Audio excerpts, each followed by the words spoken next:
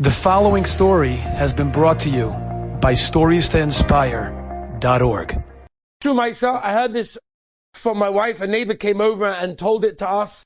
It happened to her cousin. So as far as I know, it's a true, real, authentic story, which I don't know has been making the rounds. I have no idea. But listen to the story. It's a Gavaldiga Maisa, which I feel can tell us a tremendous lesson as well. So my neighbor has a cousin living in a settlement right next to Gaza. And on October 7th, so she was living over there, and her next door neighbor is a woman. The husband was away at the time. 2 children. One, a 4-year-old child, and the other one was a 4-month-old baby. The Arabs, the terrorists, they came inside and they immediately killed the neighbor, the mother. They took the 2 children, the 4-year-old child and the 4-month-old baby. They schlepped these 2 kids to the next door neighbor, which was a cousin of my neighbor, to the mother, and said, "Here, hold these." She says, "Okay." And then they schlepp her into Gaza. They schlepp her as a hostage into Gaza. She's walking and walking, holding these 2 kids. And at one point, she looks around and she sees that there's no one watching her. There's nobody around. They're all busy doing other things, looking after those ones, with this one. No one's watching her.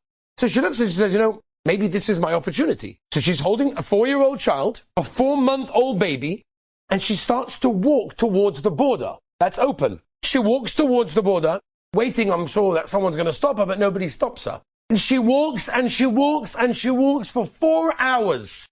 She's holding these 2 children in her hand. 4 hours. She managed to escape. She survived. And she lived to tell the story. One ended one Maisa. Which again, like I said at the beginning of today, I don't know if this is a famous one, not a famous one, went viral, not went viral. It should go viral if anything should go viral. It's the most incredible story. And the lessons that can be learned from this story is endless. So if you heard it already, listen again. It's unbelievable. It was the yeshiva bacher. There was a yeshiva bacher here in Eretz Yisrael that went to visit his friend. His friend was sick in hospital. So he went to visit him, sat by his bed, sitting there, schmoozing, Gavaldiga mitzvah. And in the same room, there's a soldier who's been injured in the war. This soldier is lying in bed, who also has a visitor, one of his friends. And each visitor is talking to who they're coming to visit. And everything is fine. The conversations are flowing. Everything's great. Doesn't take long until eventually the conversation goes dry. And the visitor of the army, of the soldier, said to the visitor of the other boy, the yeshiva bacher, says, "So why don't you go to the army? Why are you not in the army?" So he says, "What do you mean? I'm a bacher in yeshiva. I'm doing my part. We're sitting and learning. We're doing the shmira and the besmedrash. We say tehillim every day." They start arguing backwards and forwards, right, wrong, until the yeshiva bacher says to this guy, says, "By the way, not only do we learn, and of course, b'schus for all of the soldiers and the safety of Klal Yisrael, but we actually took on a soldier. We each and every one of us took on our own soldier. We have his name, and we daven for him. We daven for him in davening. We say tehillim for him. We learn b'schus his shmira, and therefore that's a wonderful thing." So the guy says to him, "So what's the name? What's the name of the soldier?" So he says the name of the soldier. All of a sudden, the soldier that's in the bed, who's sick, who was injured, face goes white. He said, "That's my name. You've been davening for me." Now this yeshiva bacher had no idea who he was davening for, and here he is, b'hashgacha pratis, in the same hospital.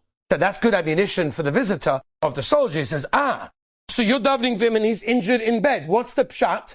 The bacher said, "Listen, I don't understand the Rabbi Shalom's ways. Maybe, who knows, he could have been injured in a much heavier way, and the shmira helped him, and he was only injured in a small way. I don't know how the Rabbi Shalom runs the world." But 1 second. The soldier started talking, and he said to this yeshiva bacher, he said, "Tell me, how does your Seder Hayom work? How does it work, the schedule of the day?" So he told him the schedule of his day. And the yeshiva bacher says, "Why are you asking?" So the soldier says, "Because I know exactly when I got injured. I know the time that I got injured. By the army, they have to record everything. They recorded the time that I was injured.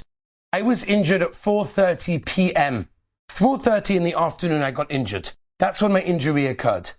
According to what you're saying, you're learning at that time." He said, "What day was it?" He said, "It was Wednesday." Wednesday, I came a few minutes late to Seder. I wasn't there at 4 o'clock to learn at regular time. I came late. You didn't have the shmira." Rabbi say, you know what that Meiser is? You know the koyach of our Torah, you know the koyach of our tehillim, of our tefillahs, is oim v'noir, it's unbelievable. Here's an exact example of how someone's Torah is affecting somebody else. We are doing something, and we're doing something incredibly great. And the Hashgacha Pratis of him being able to meet him on that day, at that time, the same room in the hospital, what are the chances? The answer is, when the Rabbi is running the world, there's no such thing as chances.